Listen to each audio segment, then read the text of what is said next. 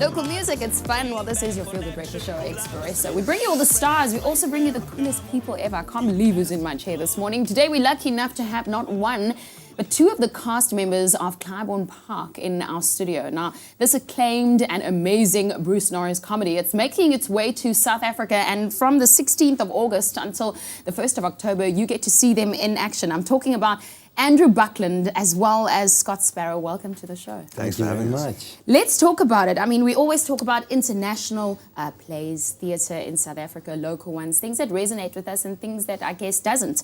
But in this case, Clybourne Park, an international and award-winning show, does it add pressure? Yeah, to a certain extent, I suppose it's a Pulitzer Prize-winning play.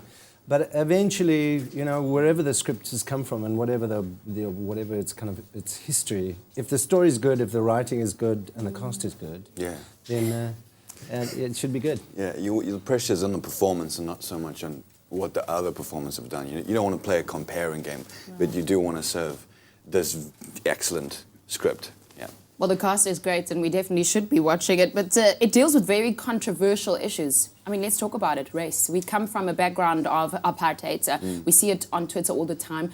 We are quite outspoken about it as young people on social media. In this case, do you think that South Africans will appreciate it more? Well, I think that there are very close parallels in what's going on in South Africa. The plays are set in two halves, the first half in 1959 and then 2009.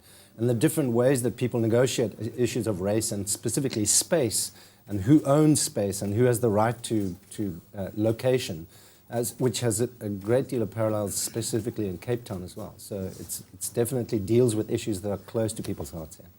We're talking here about, and I mean, I just said it, in comedy you are able to say a lot more compared to all the other genres, if we can call it that way, musicals and all the other things.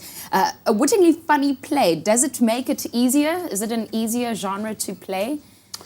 I guess with the comedy you get to go into these people's lives and satirize them and kind of make fun of them. But with comedy at the same time you can easily switch and to reflect on kind of the argument for space and race and property is a ridiculous argument. Like, you know, so with comedy you can get in there and look at it easier, I think. Yeah. But well, talking about easier, I mean, is it a big deal that we take international work and we put it on South African stages? I mean, a lot of people would want to say, well, we want to see great South African work on stages. You refer to script writing. If it's good, then we should play it. Yeah. I mean, I think it doesn't really matter where the script comes from, whether it's had a history somewhere else or not, as long as the script is good and as long as we do it justice. And this is a very, very well, amazingly crafted script.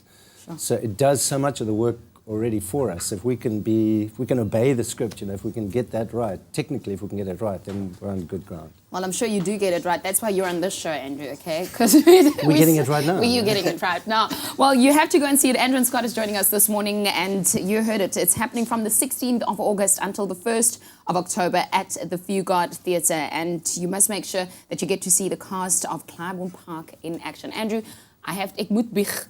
I remember in the year 2000, I was outside your house in Grahamstown, stalking your house, watching you eat dinner with your family. It's great to see you again. No, but having both of you in studio is really amazing. So thank you so much for joining us on our Feel Good Breakfast Show. Guys, over to you. Thank you.